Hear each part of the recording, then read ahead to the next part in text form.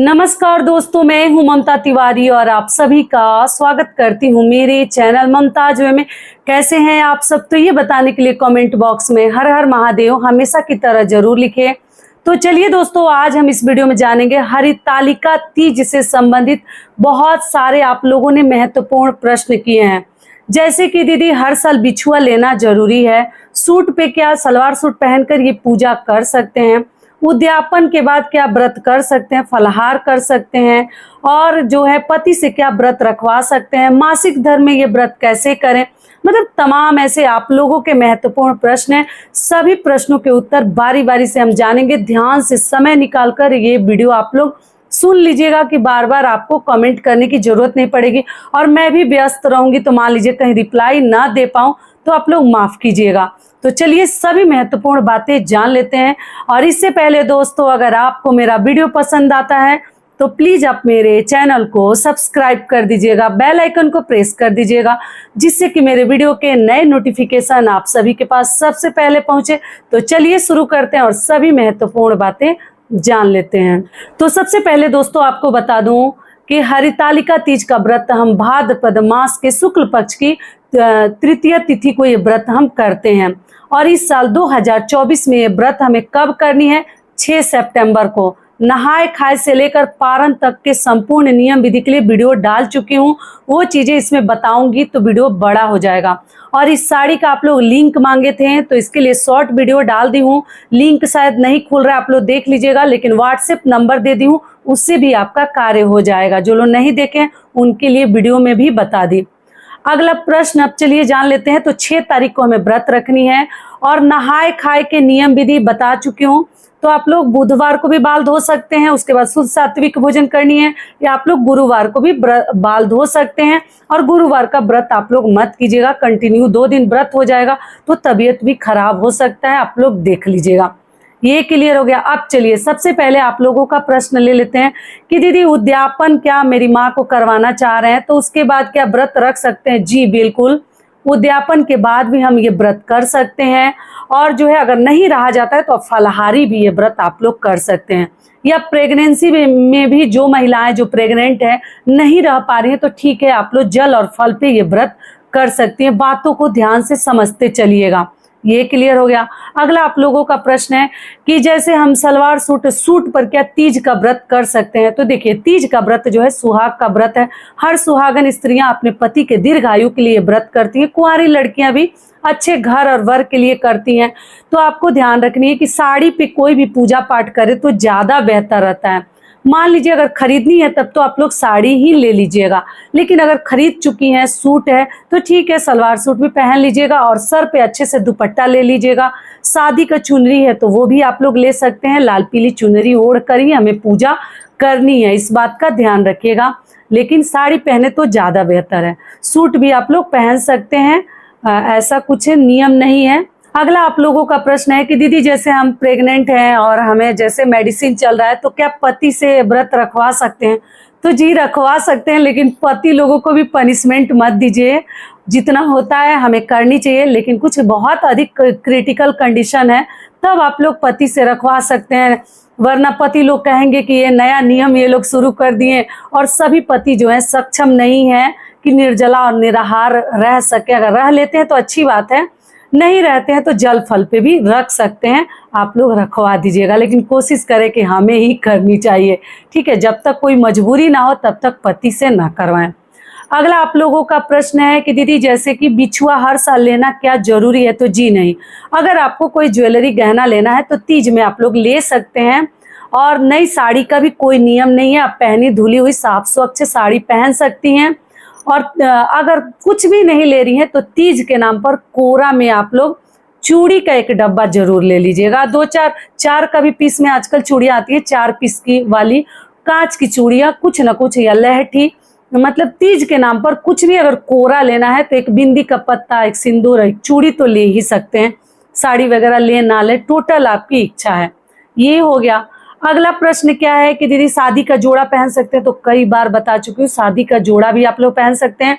और जो पहली बार करने जा रही हैं वो जो है अगर न्यू साड़ी से करे तो अच्छा है, और एक साड़ी दान भी आपको करनी चाहिए। दान तो कोई भी कर सकता है, लेकिन जो पहली बार करते हैं ना, उन्हें एक साड़ी दान जरूर करनी चाहिए। बाकी लोग ब्लाउज का पीस, श्रृंगार का सामान, आटा चावल ये सब भी दान कर सकते हैं। आटा किया जाता है, चावल का नहीं करते हैं। लेकिन आप लोग ध्यान रखिएगा कि अगर साड़ी पहली बार आप करने जा रही हैं तो साड़ी जरूर आप लोग पहन लीजिएगा। मासिक धर्म में पहली बार उठाए या ना उठाए तो आगे अभी बताती हूँ, ठीक है। ये हो गया। दूसरा आप लोगों का प्रश्न है कि दीदी जैसे कि मान लीजिए कि हमारे मायके से नहीं आया है तो क्या करें। कोई बात नहीं, जो है आपके पास उसी से आप लोग व्रत उठा लीजिएगा, मत छोड़िएगा, ठीक है। और जिनके आप मतलब व्रत छूट जाता है, नहीं उठाते हैं, तो आप अपने घर का नियम देख लीजिएगा। लेकिन ऐसा कुछ नहीं है कि एक बार छूट गया तो जीवन भर हम तीज का व्रत ही नहीं करेंगे, ऐसा कुछ नहीं है। तो ये आप लोगों की मतलब आप लोग अपना देख लीजिएगा, घर परिवार में पूछ लीजिएगा। अगला आप लोगों का प्रश्न है कि दीदी घर में किसी की मतलब मृत्यु हो गई है तो क्या ये व्रत कर सकते हैं। तो देखिए, अगर कुछ दिन बीत गया है, जैसे कि 21 दिन हो गया है या मान लीजिए कि 10 दिन भी हो गया है, तो आप लोग सभी कार्य वगैरह हो गया है, तो केवल व्रत आप लोग रख सकते हैं। जैसे 15 दिन 13 दिन हो गया है तो व्रत रख सकती हैं, लेकिन पूजा पाठ मत कीजिएगा। अगली चीज़ और ध्यान रखिएगा कि आप जो है अगर तुरंत कहीं हुआ है, 2-4 दिन ही हुआ है, तो आपको व्रत भी ऐसे मतलब अशुद्धि में नहीं रखनी चाहिए, जिसको बोलते हैं ना कि सूतक पातक में नहीं। बच्चे का जन्म हो, वो सूतक पातक हो, तो उसमें आप लोग व्रत रख सकते हैं। लेकिन घर में किसी की मृत्यु हो गई है, कुछ दिन हुआ है, तब आपको व्रत भी नहीं रहनी चाहिए। बाकी आप अपने घर के लोगों से जरूर पूछ लीजिएगा। ये क्लियर हो गया। अगला आप लोगों का प्रश्न है कि दीदी जैसे कि जो भी फल फलहार हम चढ़ाएंगे भगवान को, तो क्या उसी दिन हम लोग उतार सकते हैं। तो जी, उसमें से प्रसाद के रूप में घर परिवार के लोगों को बांट दीजिएगा। जो लोग प्रसाद खाकर पारण करते हैं वो अपना खा लेंगे, व्रत खोल लेंगे, जो रात को ही खोलना चाहते हैं। कुछ लोग सत्तू खाकर, और हम लोग तो हलवा पूड़ी भी खाते हैं। पहले तो सत्तू खाते हैं चावल का, और उसके बाद हलवा पूड़ी बनाते हैं, दान करते हैं, उसके बाद भगवान को चढ़ाते हैं, वही खाकर हम पारण करते हैं। उसके बाद चावल, कड़ी, पकौड़ी, चकौड़ी जो भी बनता है, ठीक है। तो आप अपने घर का पारण का नियम देख लीजिएगा, आपके यहाँ क्या खाया जाता है। पारण का आप लोग पूछे हैं कि दीदी पारण कब करें, तो पारण अगले दिन ही किया जाता है। जो भी नमक वाली चीज़ें हैं अगले दिन करते हैं। आप लोग अगर नहीं रहा जाता है तो रात में आप लोग जो है केवल जल वगैरह भी पी सकते हैं, फलाहार कर सकते हैं, नहीं रहा जा रहा है तो, वरना केवल जल पी कर रह जाइए और अगले दिन ही हम व्रत खोलेंगे, ठीक है। तो कुछ लोग सूर्योदय से पहले भी खोल लेते हैं और कुछ लोग सूर्योदय के बाद भी खोलते हैं। तो अपने अपने घर के नियम के अनुसार ये कार्य किया जाता है। हलवा पूड़ी से हम लोग खोलते हैं। ये हो गया। अगला कार्य क्या करनी है आपको कि जो चीज़ आप लोग मंदिर में जाते हैं, ब्राह्मण आपको कथा सुनाते हैं, तो जो चढ़ाती हैं वो सभी चीज़ें आपको लेकर नहीं आनी है, वहीं छोड़ देनी है।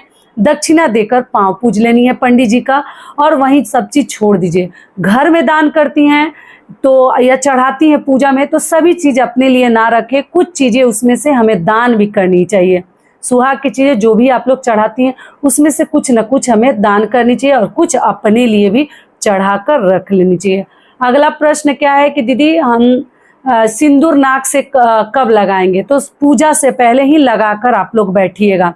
खुद से क्या लगा सकते हैं? जी बिल्कुल लगा सकते हैं। अगर कोई लगाने वाला है तो लगवा लीजिए, वरना आप खुद से भी लगा सकती हैं। सुहाग कैसे लेते हैं, तो देखिए सुहाग लेने के लिए माता को सिंदूर लगाते हैं और जो उंगली में लग जाता है पहले तो वो भी लगा लेते हैं अपने मांग में, और यहाँ आंचल के कॉर्नर से, कोने से पकड़ के हम माता को मतलब स्पर्श करके और वही सिंदूर उनके मांग से लगा के और फिर अपने मांग में भर लेते हैं। ऐसे भी लिया जाता है।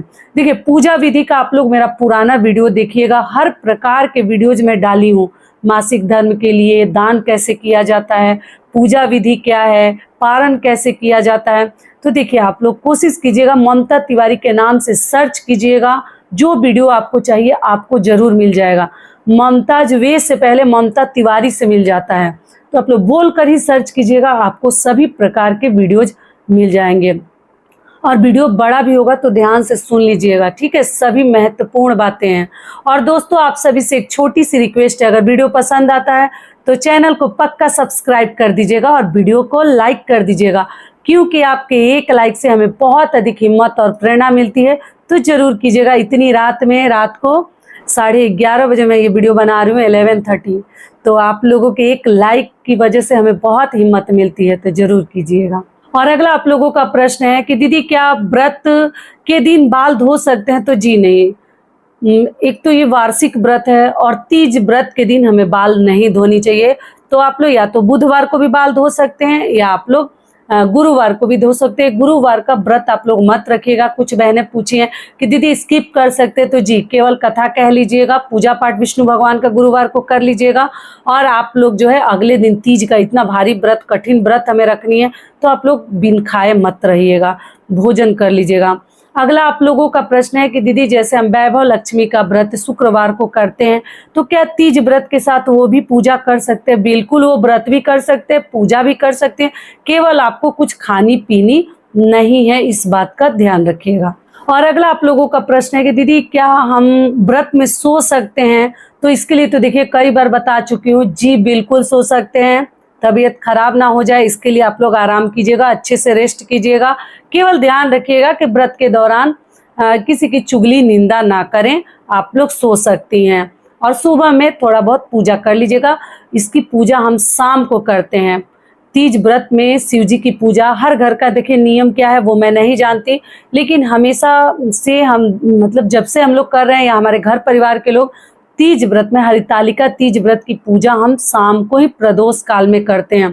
पूजा का शुभ मुहूर्त क्या है? तो देखिए, जो लोग सुबह में पूजा करेंगे वो सुबह 6 बजे से लेकर 8:32 तक कर सकते हैं, और जो लोग प्रदोष काल में पूजा करेंगे तो शाम को 5:50 से लेकर 7:20 तक आप लोग पूजा कर सकती हैं। ठीक है।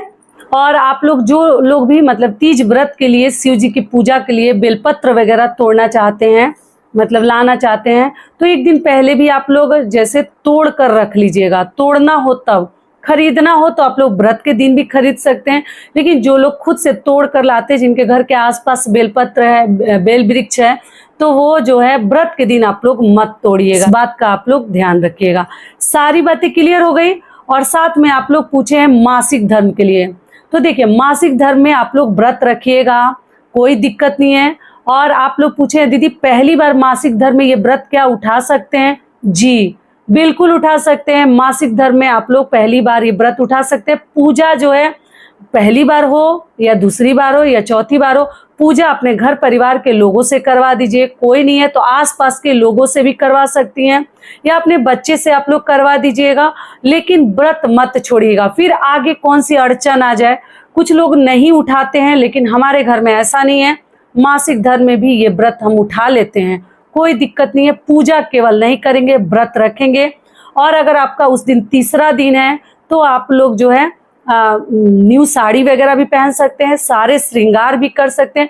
केवल सिंदूरा से सिंदूर मत लगाइएगा, इस बात का ध्यान रखिएगा। और पूजा नहीं करनी है, बाकी आप लोग सारे श्रृंगार कर सकते हैं। अगर उस दिन 3 दिन हो गया है तो आप लोग कर सकती हैं। लेकिन मान लीजिए कि अगर 1 दिन 2 दिन हुआ है तो आप पहनी धुली ही साड़ी पहनिए, कोरा पहनने की जरूरत नहीं है। और थोड़ा बहुत जो है श्रृंगार कर लीजिएगा, सभी चीज़ों को अशुद्ध ना करें। पेपर में थोड़ा सा सिंदूर निकाल लीजिएगा, वही सिंदूर अपने मांग में भर लीजिएगा। और जो भी श्रृंगार लिपस्टिक वगैरह थोड़ा बहुत कर लीजिएगा। लेकिन 3 दिन हो गया है तो आप सभी श्रृंगार आप लोग कर सकती हैं। आप लोग पूछे प्रेगनेंसी में दीदी क्या मेहंदी लगा सकते हैं? बिल्कुल लगा सकते हैं, किसी प्रकार के तनाव में ना रहें। हर घर के क्या नियम है वो मुझे नहीं मालूम, लेकिन ये सुहाग का व्रत है, इसका प्रेगनेंसी से कुछ लेना देना नहीं है। आराम से आप लोग लगा सकती हैं। सभी बातें समय निकाल कर समझ लीजिएगा। ये क्लियर हो गया।